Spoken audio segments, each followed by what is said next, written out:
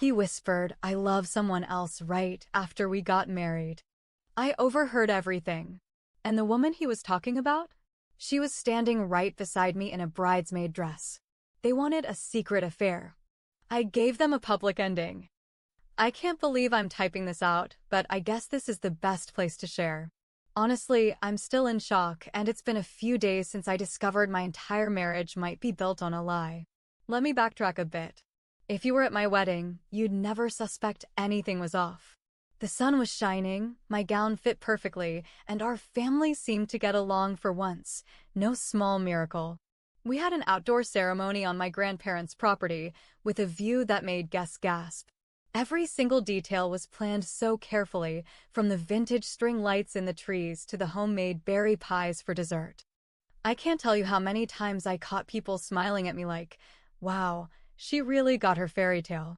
And you know what? For about an hour, I believed that too.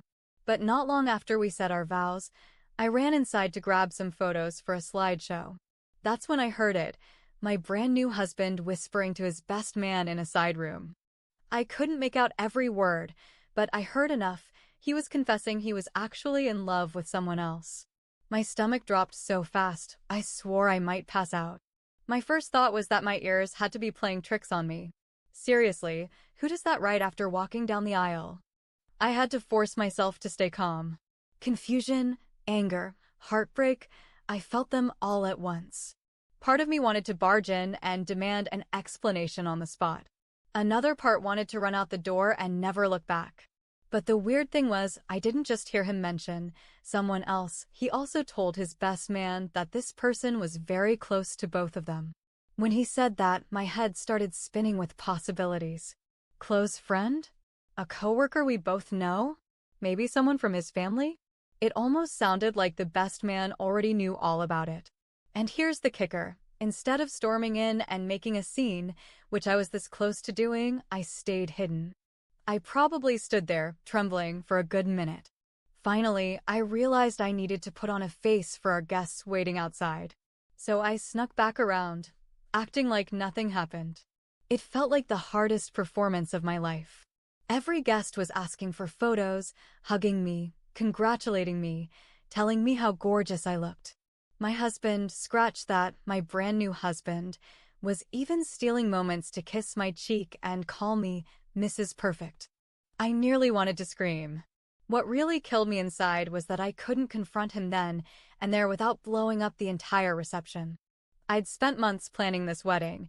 My parents had shelled out a fortune, and my closest friends had flown in from across the country. The last thing I wanted was to ruin everything in front of a couple hundred people. So I tried to keep my cool, but my mind wouldn't stop racing. Who could this mystery person be? How long had he been hiding this? And why on earth did he go through with marrying me if his heart was somewhere else? I wish I could say I felt relief at the end of the night, but that would be a lie. We finished dinner, cut the cake, and had our first dance while I plastered a smile on my face. I remember looking around at one point. Guests were twirling under the string lights, raising toasts, and celebrating like everything was perfect. Meanwhile, I was numb. I just wanted someone to pinch me, wake me up, and tell me this was all some ridiculous nightmare.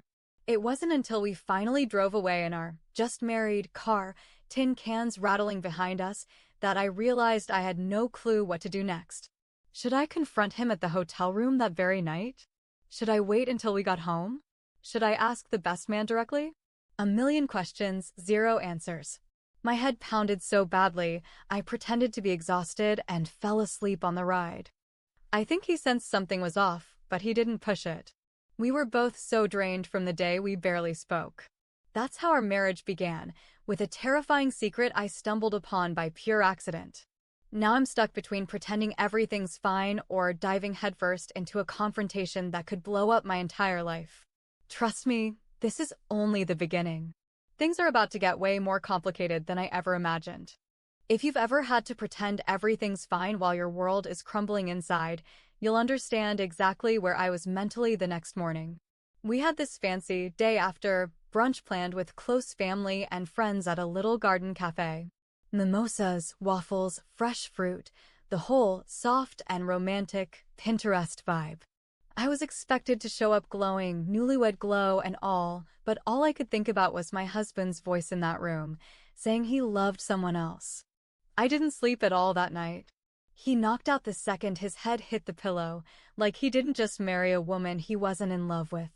Meanwhile, I lay there in bed with my back to him, eyes wide open, obsessing over every little thing I'd missed in the weeks leading up to the wedding. Every phone call he'd taken in another room, every late night at work, every text he tilted away from my view. I had a gut feeling something was off before, but I chalked it up to wedding stress. Now, I wasn't so sure. So, I did what any emotionally devastated woman in a white sundress and fake smile would do. I played the part. I kissed his cheek when his mom took a photo. I linked arms with him while we walked in. I even laughed when his uncle made a cringe joke about baby making time. But the whole time I was watching, listening, calculating. And you know what? The best man was acting weird, too. His name's Ryan, and I'd always liked him. Super chill, always cracked jokes at the right time, helped with setup and ran errands without complaint. But that morning, he couldn't look me in the eye.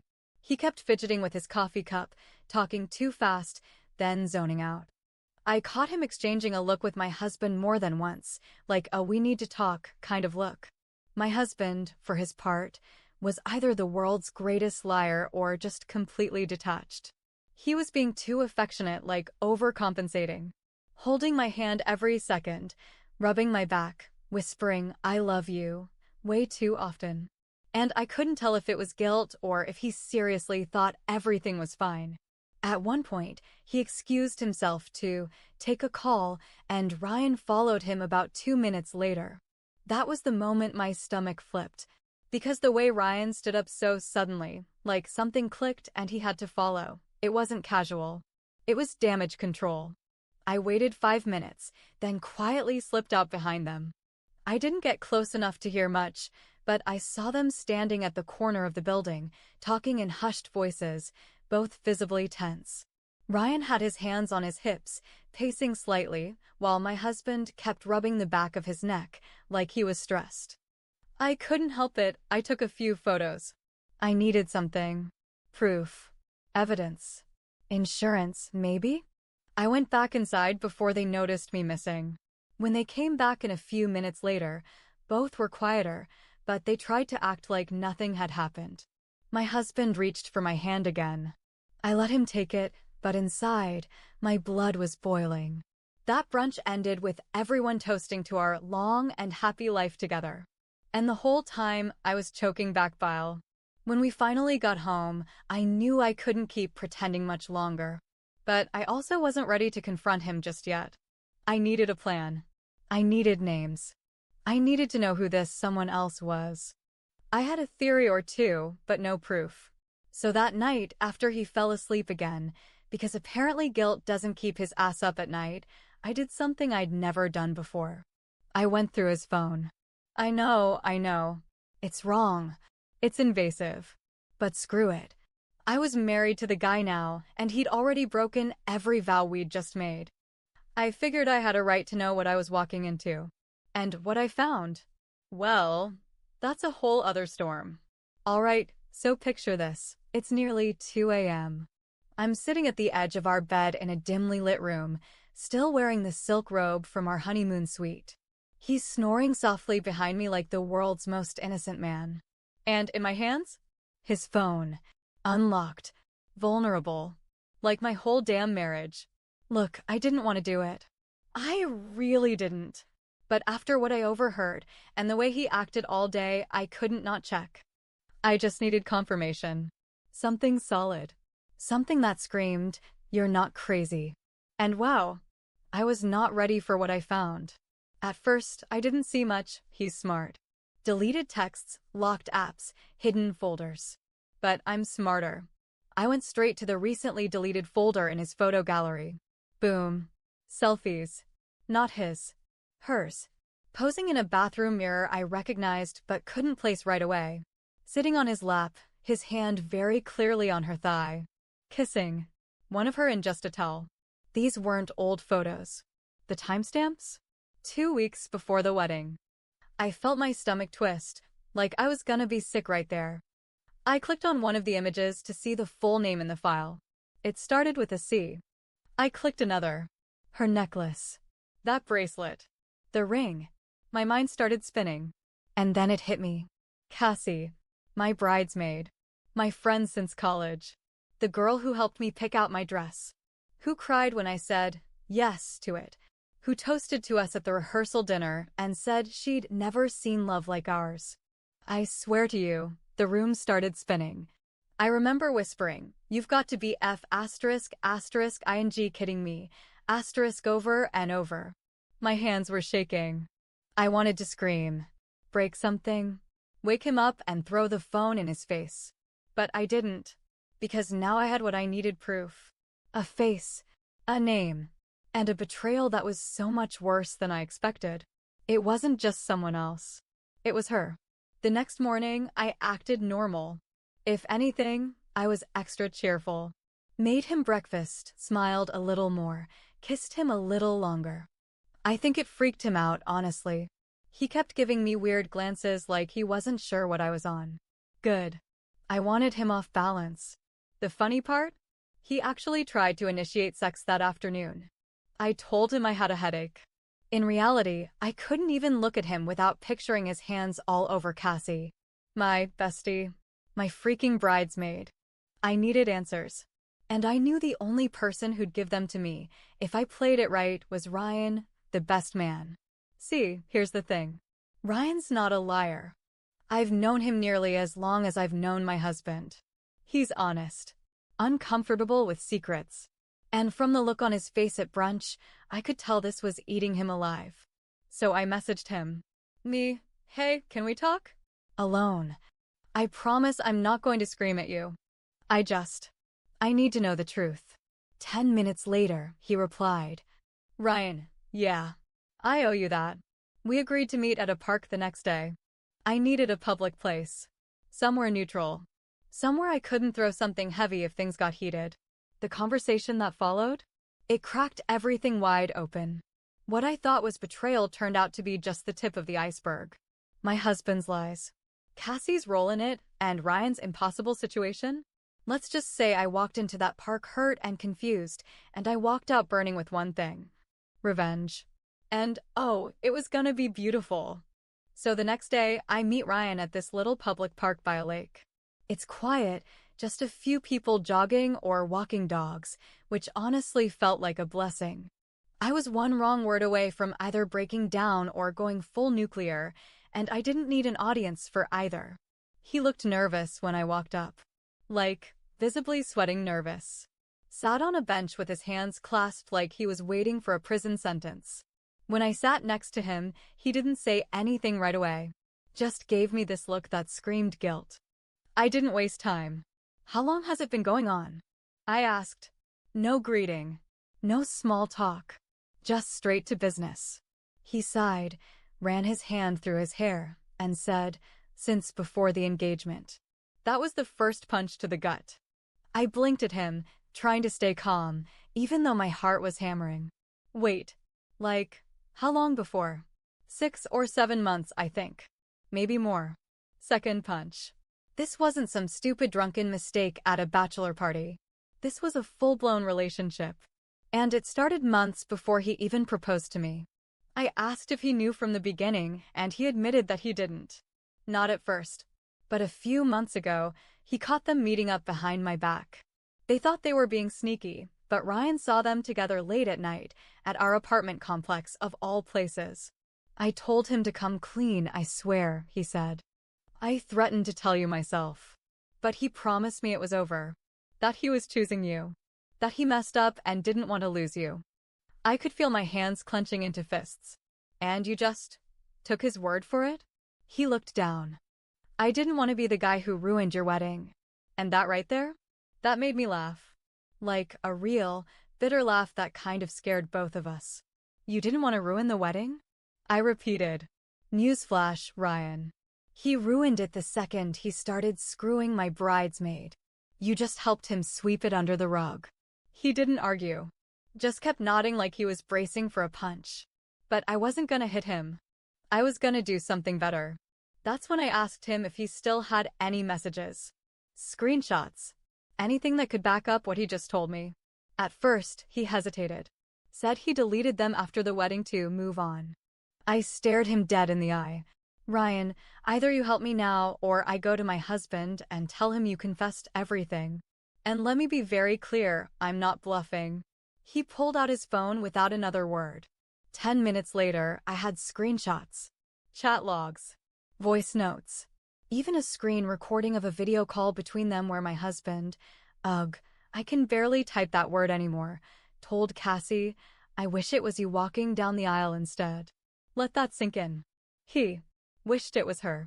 I sat there on the bench, scrolling through the evidence, feeling every ounce of love I had left in my body just rot away. I wasn't sad anymore. I was done. Done pretending. Done performing. Done crying. That part of me died the moment I saw Cassie in his lap in my own living room. I stood up, looked Ryan in the eye, and said, thanks. Now stay out of my way. Because it was time to burn it all down. I didn't want a screaming match. I didn't want to just pack my bags and leave. No. I wanted them both exposed. I wanted to peel back their perfect little secret and show it to everyone who thought our wedding was some fairy tale. I wanted to rip the mask off in front of friends, family, and anyone who ever said, you two are perfect together. And guess what? The opportunity to do that was coming up very soon. Our post-wedding party, kind of like a casual, thank you, get-together, was happening that weekend.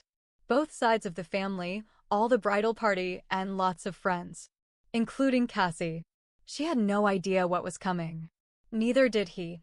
And I was going to make sure everyone remembered it forever. So here's what you need to know about me. I don't do messy breakups. I do precision strikes. And this one? Oh, this was going to be art. The post-wedding party was planned for that Saturday. Casual backyard hangout, tons of food, music, lawn games, the whole low-key newlywed vibe. My mom organized most of it, bless her, and at that point, nobody knew anything was wrong. They were all just excited to celebrate us again. What they didn't know was that I was about to turn that sweet little gathering into a live-action episode of Cheaters. But I couldn't just walk in and scream, he cheated with my bridesmaid. That's drama, sure, but I needed impact. I needed receipts, witnesses, and the look on their faces when the truth slapped them right in front of everyone. So I made a plan. Here's how it went down. Step 1. Get the tools. I went full detective. I took all the screenshots Ryan gave me and organized them into a clean slideshow. Yes, a literal PowerPoint. Messages, photos, that video call where he said he wished it was Cassie at the altar. I added captions. Timestamps. Hell, I even added transitions and dramatic music because I'm that level of petty now. Then, I transferred it to a USB and quietly asked my cousin, he's a tech guy, to help me surprise my husband with a cute presentation at the party. I told him it was a thank you slideshow for our friends and family. He smiled and said, you're so sweet. I am. Just not in the way he thinks. Step 2. Keep cool and let the liars squirm. The morning of the party, I acted like nothing was wrong. I kissed my husband, told him how excited I was. Even picked out his outfit for him. He looked so proud, so smug, like he thought he'd won. That made me even more determined to gut him emotionally by sundown. When we arrived at my parents' backyard, it was already full of people. Everyone hugging, drinking, laughing. I made my rounds, accepted compliments, took selfies with a few guests. And then, she showed up. Cassie, wearing a white sundress. Yes, white. At my post-wedding party. The audacity should be illegal. She acted like nothing was wrong. Hugged me. Told me I looked radiant. I just smiled and said, you too. Must be the afterglow of stolen love. She laughed. Didn't even catch it. My God. Step 3. Showtime. Right after dinner, my cousin got everyone's attention. Okay, everyone. The bride put together a little video to thank you all for coming. Let's give her the floor. Everyone clapped. I took the mic. My husband wrapped his arm around me, grinning like an idiot. I looked at him and smiled back. This is dedicated to all the people who love us, especially those who loved us a little too much. The lights dimmed. The screen lit up. And then, it played. At first, people were confused. A few chuckled awkwardly. The first slide was sweet, a group photo from the bachelorette party. Then the tone shifted. Cassie, sitting on my husband's lap. My husband, shirtless, in what was very obviously our bedroom. Them kissing in a car. A text from him saying, if she finds out, I'll lose everything. You're the one I really want. Gasps. Real, audible gasps. Chairs shifted. One guy choked on his drink. I watched her face drain of all color. My husband stood up slowly, like he was trying to decide if running would help. Then came the video. His voice loud and clear, telling her how marrying me was just what he had to do, and that someday we'll be together for real. The silence was deafening. And then? I spoke. For those of you confused, yes, that's my husband. And yes, that's Cassie, my bridesmaid, my friend, my sister. While I was planning our wedding, they were planning secret hotel meetups. While I was picking out floral arrangements, they were sending each other pics I'd rather bleach from my brain. Cassie started crying.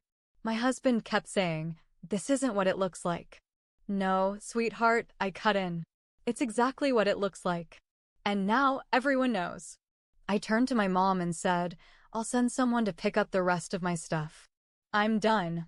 Dropped the mic, walked out. To applause. Bonus? Ryan texted me later that night. That was savage. I owe you a drink. I replied. You owe me too. One for keeping your mouth shut and one for finally opening it. But it's not over yet. You know that calm after a storm?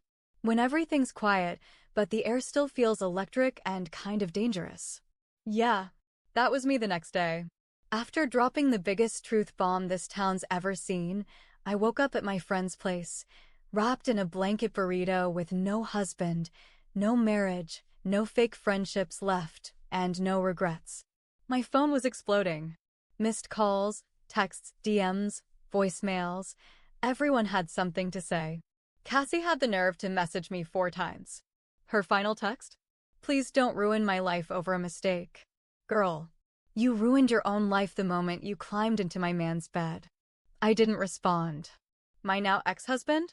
Left 7 voicemails, ranging from, please let me explain, to this isn't fair, to you're making a scene. Buddy, the scene was the marriage. I'm just doing the cleanup. And cleanup, oh boy, did I do. Fallout number 1, the family split. My mom was horrified. She wanted to call the priest and get the marriage annulled yesterday. My dad? Let's just say he offered to help dispose of a body in his own charming dad way. Meanwhile, Cassie's parents, who were friends with mine, cut her off. Her mom called mine sobbing, apologizing over and over. My mom didn't say much, just, your daughter made her bed. She can cry in it. Cassie's been ghosting social media since. Deleted her Instagram. Turned off comments on Facebook. I heard she tried to go to a friend's baby shower and someone booed her. Yeah, booed. Fallout number 2, him. So here's the twist. He didn't even try to fight for me. Not really. After the failed calls and messages, he sent me an email, LOL, with this gem of a line. I didn't mean for it to happen, but Cassie understands me in a way you never did. My response? Perfect. Now you two can understand each other in debt, shame, and STDs. No reply after that. Shocking. Oh, and remember that apartment we shared? I gave our landlord the full story. Guess who's now moving out solo with a higher rent and no furniture? Not me. Fallout number 3, me? I'm thriving. I filed for an annulment within a week. Turns out, infidelity before and during the wedding counts as grounds for a quick exit. Lawyers were sympathetic. The woman at the courthouse literally high-fived me after I showed her the presentation. I even got some of the wedding costs back. A bunch of friends and family pitched in for what I lost, some out of sympathy, some because they were just that impressed. People still message me to say they've never seen anyone handle betrayal with such savage grace. And yeah, I'm a little bitter. I probably will be for a while. But I'm not broken. I'm free. So if you're reading this and you're feeling that pit in your stomach, the one that tells you something's off, trust it. Check the phone. Watch the body language. Ask the hard questions. And if you find yourself in the same position I was in, don't just cry. Burn the whole damn lie down. Because no one gets to betray you and walk away smiling. Not in my world.